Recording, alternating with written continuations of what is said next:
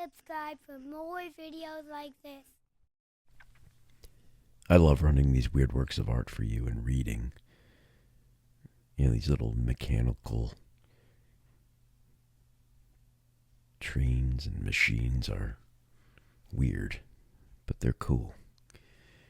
And today it's fitting that in addition to running the Lionel Trippy Trolley while Elvis's Graceland and an alien invasion and general weirdness abound on the layout, I'll read Lewis Carroll's Alice in Wonderland.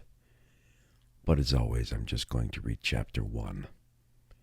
So let's read, relax, and run trains. All aboard. Alice's Adventures in Wonderland by Lewis Carroll. Chapter 1. Down the Rabbit Hole. Alice was beginning to get very tired of sitting by her sister on the bank and of having nothing to do. Once or twice she had peeped into the book her sister was reading, but it had no pictures or conversations in it. And what is the use of a book, thought Alice, without pictures or conversations? So she was considering in her own mind, as well as she could, for the hot day made her feel very sleepy and stupid, whether the pleasure of making a daisy chain would be worth the trouble of getting up and picking the daisies, when suddenly a white rabbit with pink eyes ran close by her. There was nothing so very remarkable in that, nor did Alice think it so very much out of the way to hear the rabbit say to itself, oh dear, I shall be late." When she thought it over afterwards, it occurred to her that she ought to have wondered at this, but at the time it seemed quite natural.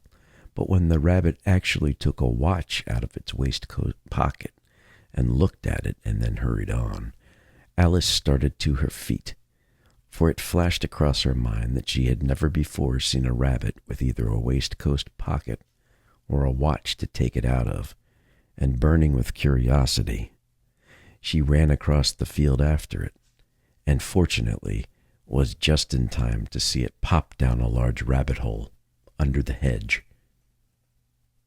In another moment, down went Alice after it, never once considering how in the world she was going to get out.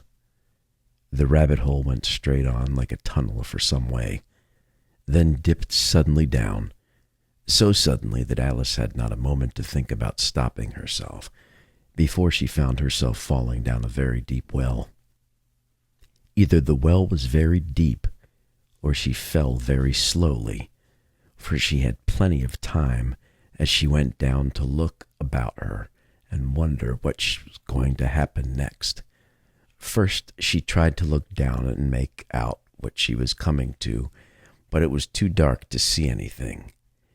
Then she looked at the sides of the well and noticed that they were filled with cupboards and bookshelves. Here and there she saw maps and pictures hung upon pegs. She took down a jar from one of the shelves as she passed. It was labeled orange marmalade, but to her great disappointment it was empty. She did not like to drop the jar for fear of killing somebody underneath, so managed to put it back onto one of the cupboards as she fell past it. Well, thought Alice to herself, after such a fall as this, I shall think nothing of tumbling downstairs. How brave they'll all think of me at home.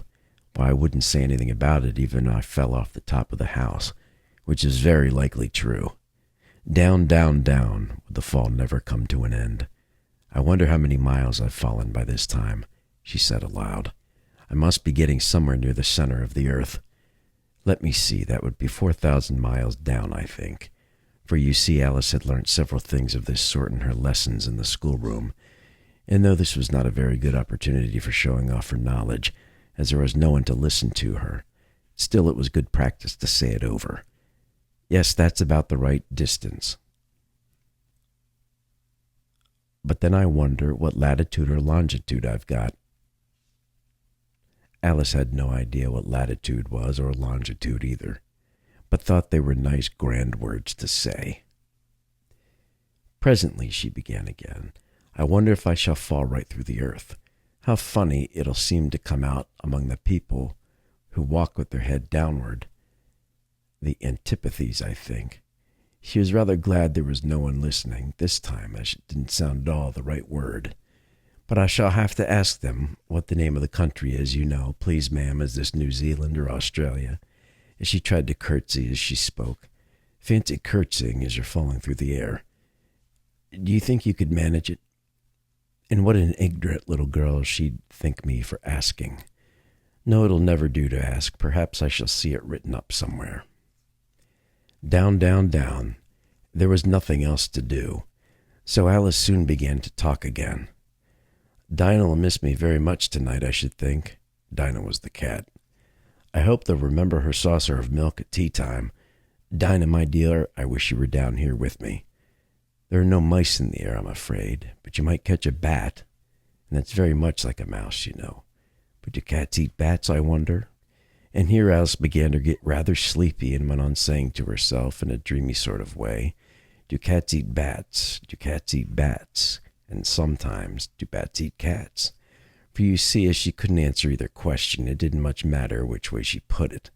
She felt that she was dozing off and had just begun to dream that she was walking hand in hand with Dinah and saying it very earnestly. Now, Dinah, tell me the truth. Did you ever eat a bat?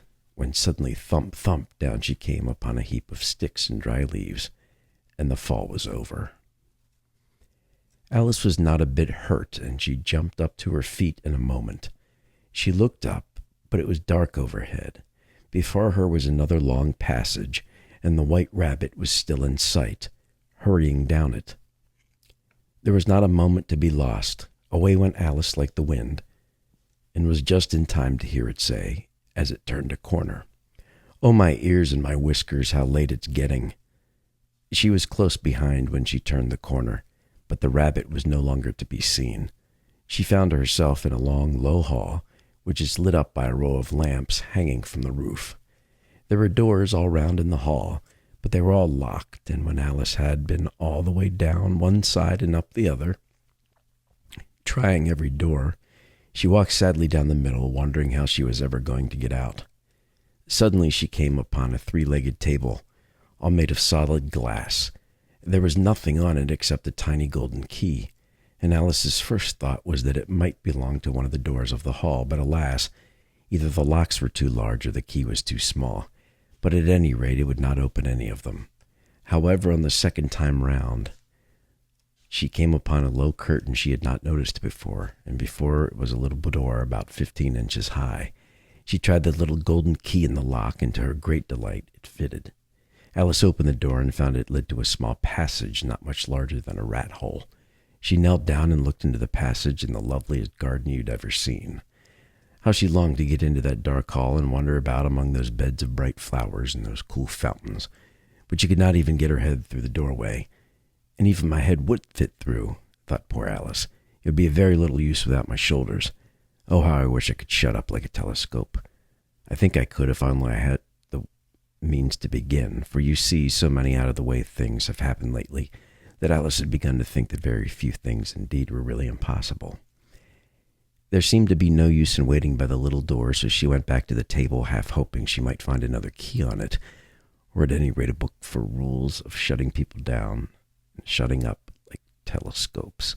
This time she found a little bottle on it, which certainly was not hers and not here before, said Alice, and round the neck of the bottle was a paper label with the words "Drink Me" beautifully printed on it in large letters. It was all very well to say "Drink Me," but the wise Alice was not going to do that in a hurry. "No, I'll look first," she said, "and see whether it's marked poison or not," for she had read several nice histories about children who had gotten burnt and eaten up by wild beasts and other unpleasant things, all because they would not remember the simple rules their friends had taught them, such as that a red-hot poker will burn you if you hold it too long, and that if you cut your finger very deeply with a knife, it usually bleeds. And she's never forgotten that if you drink too much from a bottle marked poison, it almost certainly is disagreeing with you sooner or later. However, this bottle was not marked poison, so Alice ventured to taste it, and finding it very nice, It had, in fact, a sort of mixed flavor of cherry tart, custard, pineapple, roast turkey, toffee, and hot buttered toast. She very soon finished it off. "What a curious feeling," said Alice. "I must be shutting up like a telescope." And so it was indeed. She was now only 10 inches high, and her face brightened up at the thought she was now the right size for going through the little door into the lovely garden. First, however, she waited for a few minutes to see if it was going to shrink any further.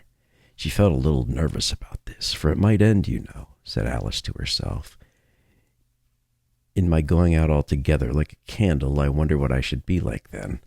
And she tried to fancy what the flame of a candle is like after the candle is blown out, for she could not remember having seen such a thing.